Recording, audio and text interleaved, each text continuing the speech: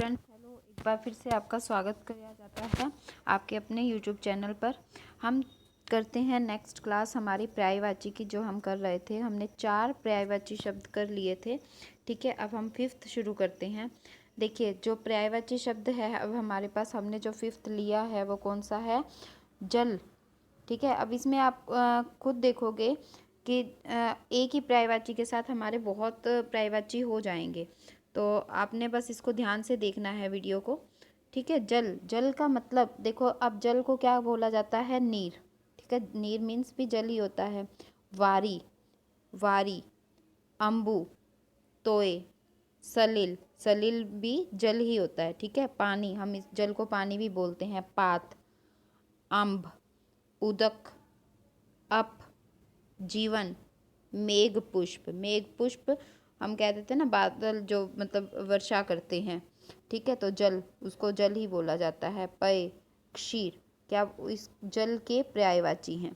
ठीक है, अब एक बार फिर से दोहराते हैं, क्योंकि जल, जल के क्या क्या पर्यायवाची हैं? नीर, वारी, अम्बु, तोय, सलिल, पानी, पात, अम्ब, उदक, अप, जीवन, मेघ पुष्प, पय और शीर। अब मैं आपको बस ये कहूँगी कि आपने ये जल वाला कर लिया ना, तो बाकी जो हैं आपके पास पर्यायवाची, वो बहुत ही इजी हो जाएंगे आपके लिए, अगर आपने ये वाला याद कर लिया तो। देखो, उसके बाद हम जो कर रहे हैं नेक्स्ट देखिए, हमारे पास है समुद्र।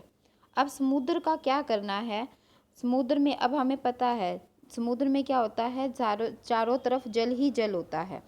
ठीक है, चारों तरफ जल ही जल होता है। जो हमने पानी के पर्यायवाची किए थे, जल के पर्यायवाची किए थे, उसमें धी वर्ड, उसमें धी वर्ड, धी का मतलब क्या होता है कि चारों तरफ जल ही जल है जिसके, हमने क्या करना है, वहाँ पे धी वर्ड जोड़ देना है।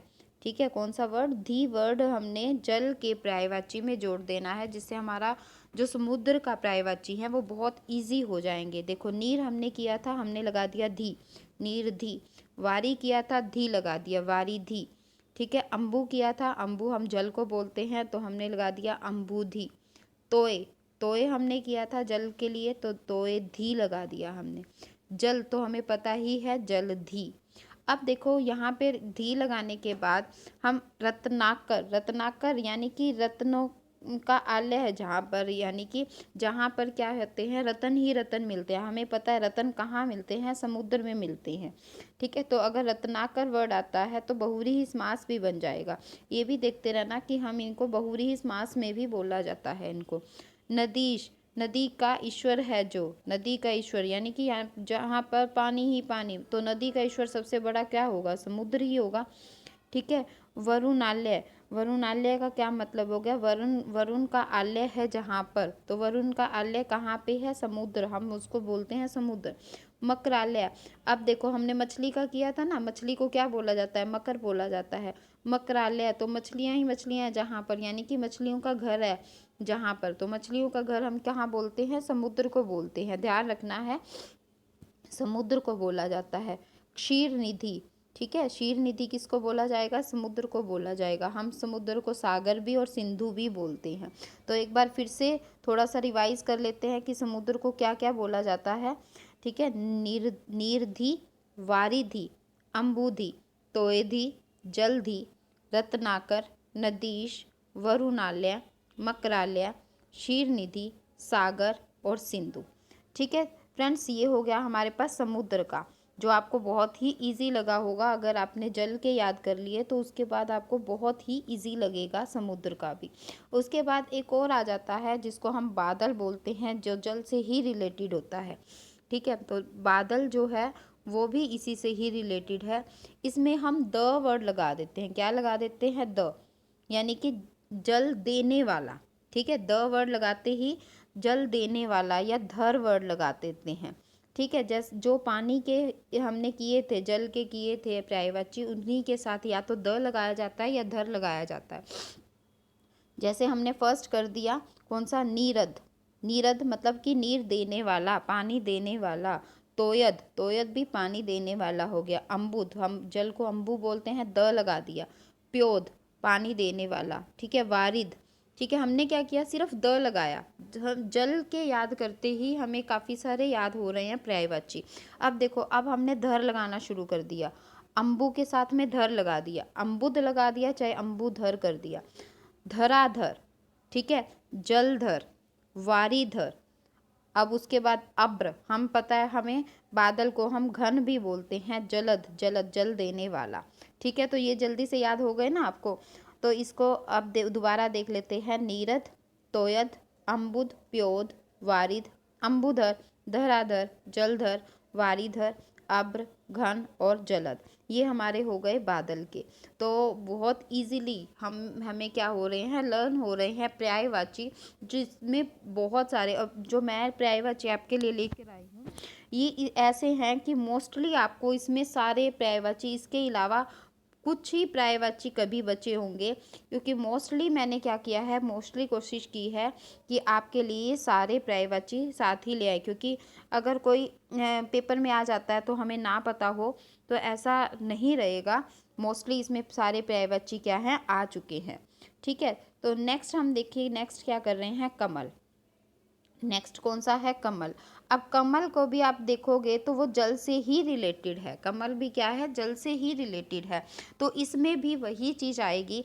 अब देखो, इसमें हमने क्या लगा दिया है, ज का मतलब कहाँ, पीछे वर्ड में ज आ जाता है, तो ज का मतलब होता है पैदा होना, यानी कि पानी में पैदा होते हैं जो। ठीक है, हम बोल देते हैं अम्बुज, अम्बुज पानी में पैदा होने वाला। ठीक है, जलज, नीरज। अब हमने क्या किया था, पहले द लगाया, धी लगाया, धी लगा दिया, तो धी किसके लिए कर रहे थे हम, समुद्र के लिए। ठीक है, धी किसके लिए कर रहे थे, समुद्र के लिए। अगर हमने द लगा दिया या धर लगा दिया, द लगा दिया पानी में या धर लगा दिया, वो किसके लिए था, बादल के लिए। अब हम क्या लगा रहे हैं, ज लगा रहे हैं, किसके लिए है, कमल के लिए। तो अब देखना है, अम्बुज, जलज, नीरज, प्योज, वारिज, ठीक है, तोयज, अब्ज, अप प्लस में जो हम करते हैं। ठीक है, पंकज।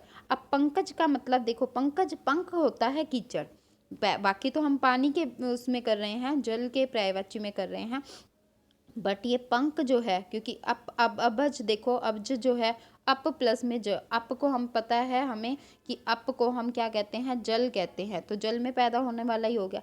पंकज जो है, पंख का मतलब होता है कीचड़, और ज का मतलब पैदा होने वाला, तो कीचड़ में पैदा होने वाला हम पंकज को क्या लेते हैं, कमल लेते हैं। ठीक है, पंकज का मतलब क्या होता है, कमल होता है। ऐसे ही अरविंद, ठीक है, इंदिवर, ये थोड़ा सा हमें ध्यान रखने पड़ेंगे, कौन कौन से। अरविंद, अरविंद किसको बोला जाता है, कमल को बोला जाता है। इंदिवर किसको बोला जाता है, कमल को। उत्पल, तामरस, नलिन, पुष्प, पुष्कर, राजीव। अब राजीव देखो, राजीव किसी का भी नाम है तो हम उसको क्या बोलते हैं, राजीव मतलब क्या होता है, कमल। शतपत्र, शतपत्र 100 पत्तों वाला, ठीक है, या 100 पंखों वाला, किसको बोला जाता है, कमल को।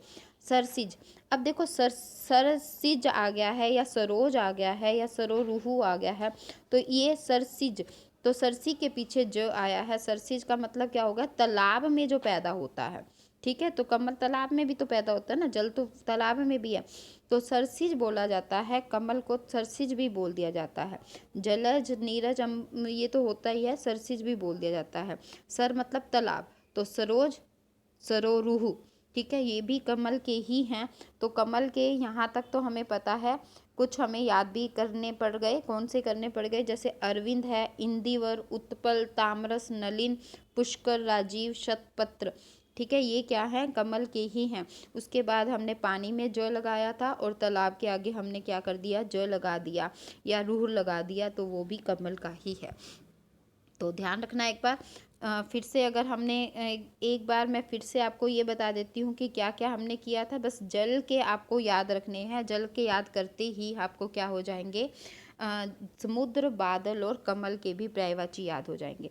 और ये अभी तक जो हमने किए हैं, अभी तक हमारे पास 8 पर्यायवाची हो गए, जिसमें हमने कम से कम 20-20 वर्ड्स किए होंगे सबके, कम से कम की बात कर रही हूँ मैं।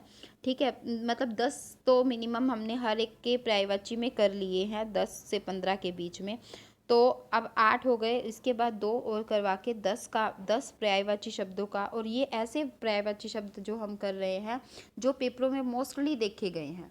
ठीक है। अगर हमने 50 भी लर्न कर लिए तो उसके बाहर पेपर में नहीं आएगा। तो ये जो 50 हम कर रहे हैं, हमने 8 कर लिए। 8 के बाद हम जितने भी और करेंगे उसमें आपका साथ साथ पर्यायवाची का टेस्ट भी ले लिया जाएगा। बट होप आप ये जो पर्यायवाची हैं ये साथ साथ लर्न करेंगे तभी बात बनेगी। ठीक है फ्रेंड्स, ओके, थैंक यू। अब ये नेक्स्ट तक ये हमारे पास जो 8 हमने कर लिए हैं ये याद हो जाने चाहिए। तो नेक्स्ट क्लास हम कर लेंगे। होप सो आपको कल तक ये याद हो गए होंगे। ठीक है friends, thank you, have a nice day, bye bye, take care.